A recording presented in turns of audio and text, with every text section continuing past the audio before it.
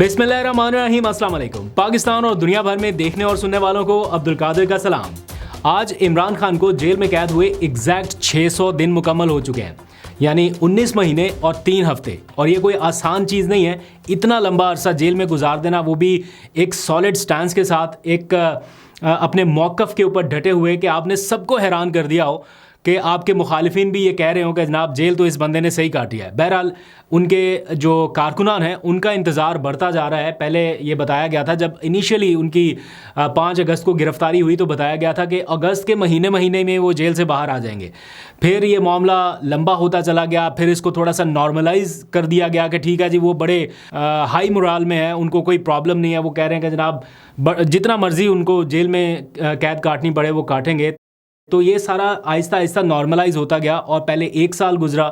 फिर दूसरा साल भी अब मुकम्मल होने वाला है। तो 600 दिन ये कोई मामूली चीज़ नहीं है। जब आपको पता हो कि पॉलिटिकल मोटिवेटेड केसेस में आप जेल में हैं, तो अभी भी वही सारा मौक़िफ़ उनकी तरफ से भी आ रहा है कि जितना और मर्जी अरसा जेल में रहना पड़े वो रहने के लिए तैयार हैं। तो इमरान खान ने अपने तौर पे ज़बरदस्त रेजिस्टेंस दिखाई है, अनब्रोकन, अनबाउड और अनडिफीटेड रहे हैं वो अभी तक, और ये उन्होंने सबको दिखाया है। अब उनके जो मुखालिफिन हैं, जैसे कुछ अर्सा पहले तक वो कहा करते थे कि जनाब हम इलेक्शन करा देते मुनासिब वक्त पे तो बड़ा अच्छा हो जाता, ये यहाँ तक हालात ना आते, उस वक्त इलेक्शन करा देने चाहिए थे, सबकी ये राय थी। लेकिन फिर जनाब वो अदम एतमाद की तहरीक लाना बड़ी गलती बन गई। इसी तरह एक वक्त आएगा जब ये लोग मिसालें दिया करेंगे कि इमरान खान को जेल में डालना बड़ी गलती बन गई, क्योंकि उनको जेल में डालने के बाद अब कोई वे आउट नहीं है ना कि निकालना कैसे है, किन कंडीशंस पर निकालना है, कैसे निकालना है। अभी तो उनका खाली सोशल मीडिया नहीं कंट्रोल हो रहा और यहाँ पर ये हालात हैं। तो अगर इमरान खान ख़ुद कभी जेल से बाहर आएंगे तो उनका सामना कैसे करना है, मुखालिफ सियासी जमातें क्या करेंगी, किसी को कुछ आइडिया नहीं है। तो इसीलिए बस ऐसे ही चल रहा है कि जितनी देर तक ये निज़ाम चलाना है, हुकूमत चलानी है, तो उनको जेल में रखें, बाहर ना आ जाएं, पता नहीं क्या होगा। फेस ही नहीं कर पा रहे, एक रियलिटी को फेस नहीं कर पा रहे, इस मुल्क की सबसे बड़ी सियासी हकीकत को तस्लीम नहीं कर पा रहे कि जनाब इमरान खान एक सबसे बड़ी सियासी जमात का सबसे बड़ा लीडर है। एनीवेज़, अब इमरान खान जेल में कैद हैं, आपको सबको मालूम है। 190 मिलियन पाउंड केस का जो सज़ा सुनाई गई, 14 साल की सज़ा, 190 मिलियन पाउंड को पाकिस्तानी गालबन रफ़ एस्टिमेट अगर देखा जाए तो कोई 54 बिलियन रुपीज़ बनते हैं। आपको याद होना चाहिए, और ये बात एक मिसिंग डॉट है जो अभी तक कनेक्ट नहीं हो पाई, इनके लोगों को, पीटीआई के लोगों को इसके ऊपर बात करनी चाहिए थी। ये एक बयानिया बनाया जाता ना कि इमरान खान ने नुकसान पहुंचाया कि कौमी ख़जाने को। ये बात अलग है कि वो पैसा अभी भी पड़ा हुआ है, दानिश यूनिवर्सिटी बन रही है उस पैसे से, लेकिन इमरान खान जेल में है। इल्ज़ाम क्या है? 190 million pound, 54 billion rupees Pakistani, ये इल्ज़ाम है। आपको याद है इमरान खान ने अपनी पर्सनल कोशिशों की वजह से, अपने ताल्लुकात को इस्तेमाल करते हुए, जब वो वज़ीर-ए-आज़म बने 2022 तक, उन्होंने मुसलसल एफ़र्ट्स की, 2021 में गालबन, 2021 तक उन्होंने मुसलसल एफ़र्ट्स की, अपने बैकडोर चैनल्स का इस्तेमाल किया, मलेशिया तक राब्ते किए, तुर्की तक राब्ते किए, और पाकिस्तान पर आयद रैकोडेक केस के तनाज़े में जो 11 अरब डॉलर्स का जुर्माना था, ये मैं कोई चंद मिलियन पाउंड्स की बात नहीं कर रहा, 100 या 200 मिलियन पाउंड की बात नहीं है, 11 बिलियन डॉलर्स का जो जुर्माना था पाकिस्तान के ऊपर, वो माफ़ हुआ, वो वेव ऑफ कर दिया गया।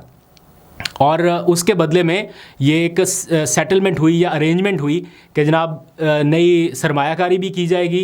उससे ज़्यादा जो जुर्माना था वो भी ख़त्म, प्लस इन्वेस्टमेंट भी आएगी। तो ये एक खुशखबरी ऐसी थी जिसके बारे में इमरान खान ने अपने ट्वीट के ज़रिए कौम को बताया, उनके जो मुआशी टीम के लोग थे वो बता रहे थे, और फिर इसको दुनिया भर के मीडिया ने रिपोर्ट किया।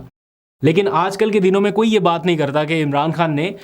इस मुल्क को होने वाला, जो कि एक जुर्माना आयद हो चुका था, वो कितनी कोशिशों से सेटल डाउन करवाया था। 11 बिलियन डॉलर्स का था, लगभग हमारे जितने रिज़र्व रहते हैं स्टेट बैंक में, उतने ही ऑलमोस्ट उसका जुर्माना था जो माफ़ करवाया गया।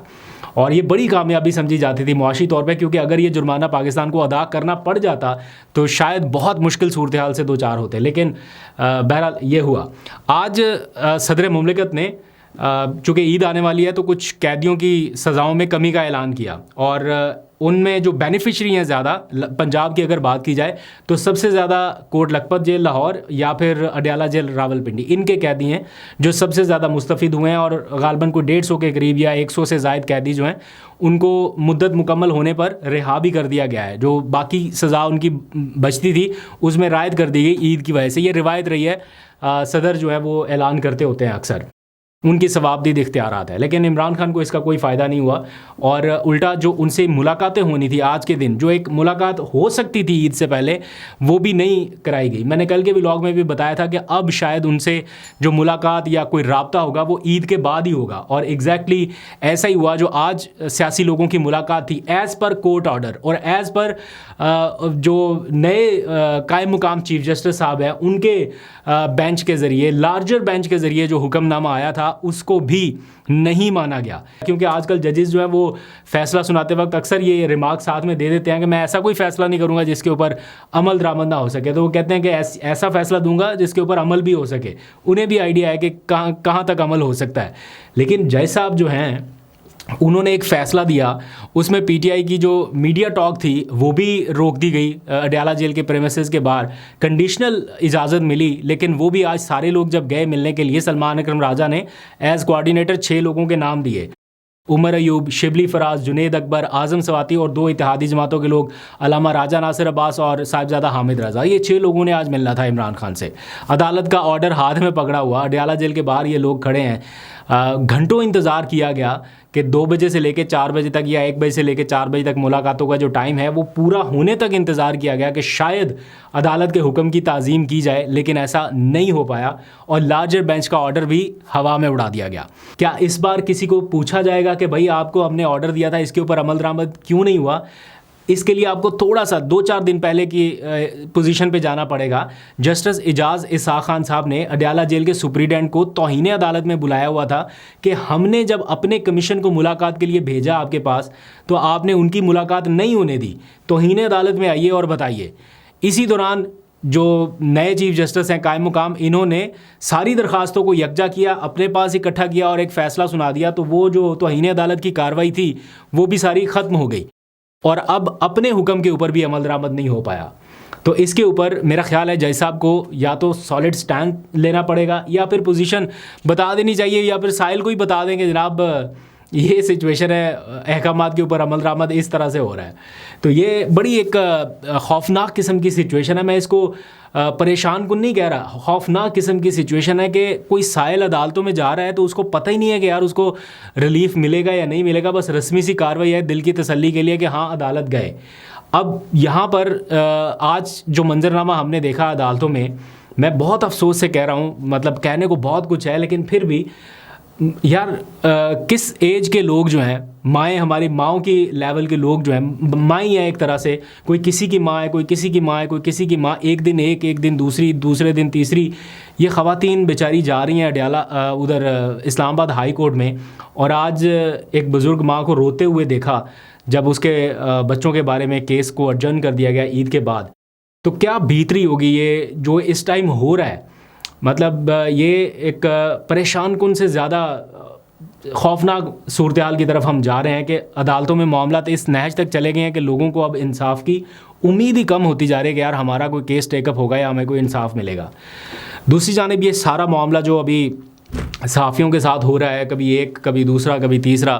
تو اس معاملے پر یہ اب بڑے جج صاحب کے پاس چلا گیا معاملہ، اور چیف جسٹس پاکستان کو ایک خط لکھا گیا ہے جو سپریم کورٹ کی ایسوسیشن ہے، ان کے پریزیڈنٹ ذوالقرنین اقبال غالباً ان کا نام ہے، ذوالقرنین صاحب کی جانب سے بہرحال یہ لکھا گیا ہے خط چیف جسٹس صاحب کو کہ جناب جرنلزم از ناٹ کرائم، یہ عنوان دیا گیا ہے، ہیڈنگ دی گئی ہے، اور اس میں سارے جو حالیہ واقعات ہیں ان کا ذکر کیا گیا ہے کہ یہ ہو رہا ہے، یہ ہو رہا ہے، یہ ہو رہا ہے، خدا کے لیے آپ اس کے اوپر کوئی ایکشن لیجئے یا میک شور کیجئے کہ جرنلسٹ جو ہیں وہ اپنا کام آزادانہ کر سکیں۔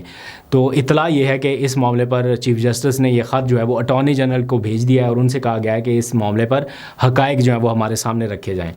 حقائق ویسے ہی سب کے سامنے ہیں، سب کو پتہ ہے کیا ہو رہا ہے اس ٹائم، کیا حالات ہیں، لیکن اگین بات وہی ہے کہ کس کا کتنا اختیار ہے، وہ کس حد تک آگے جا سکتا ہے، کس حد تک حکم دے سکتا ہے۔ بہت سارے لوگوں نے تو خود اپنے اختیارات جو ہے وہ جان بوجھ کے سرنڈر کر دیے، اور اب وہ اس کا خمیازہ بھگت رہے ہیں۔ دیکھتے ہیں کہاں تک جاتا ہے یہ معاملہ۔ پھر انسانی حقوق کی خلاف ورزیاں جو اس ٹائم مسلسل جاری ہیں،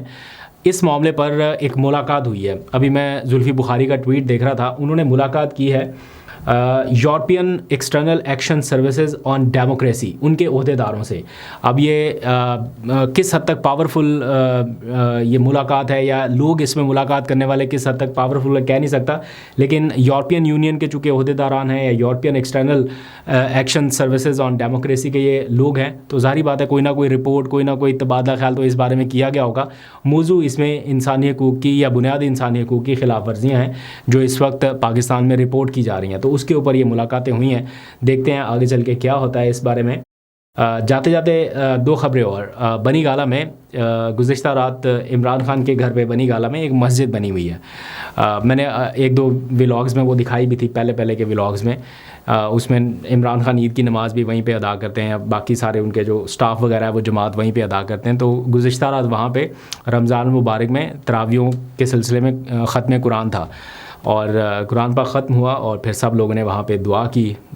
मुल्क की सलामती के लिए भी, ओवरऑल भी, और इमरान खान की ख़ास तौर पर रिहाई के लिए भी। आखिरी खबर जाते जाते परवेज़ खटक साहब के हवाले से है। परवेज़ खटक साहब का केस ख़त्म कर दिया गया। नैब में इंक्वायरी चल रही थी, कोई ग़ालिबन ये BRT सर्विस के हवाले से थी या एक दो और भी कोई चल रही होंगी, वो केसेस उनके बंद कर दिए गए और कहा गया कि जनाब ये तो बड़े अच्छे आदमी हैं, इनके ऊपर तो कोई करप्शन का इल्ज़ाम ही नहीं है, तो अब पेशावर की BRT जो है वो बहुत अच्छी हो जाएगी, अब कोई मसला नहीं है, अब कोई परेशानी नहीं है। जिसको एतराज़ था कि परवेज़ खटक ने इमरान खान के दौर में कोई करप्शन कर ली है एज अ CM, अब उनको लग रहा है कि नहीं परवेज़ खटक साहब तो बहुत नीट एंड क्लीन आदमी है, उन्होंने बड़े शफाफ अंदाज से सारा कुछ चलाया। इसी तरह मुराद राज के बारे में आपने देखा, जिसके बारे में पहले इल्ज़ामात थे, अब वो रिलैक्स हैं, बिल्कुल कोई इल्ज़ाम नहीं है, कोई टेंशन नहीं है। तो ये बड़ा एक क्लियर हो जाता है, अगर तो वाकई करप्शन इशू हो तो फिर तो स्पेयर ना किया जाए किसी को।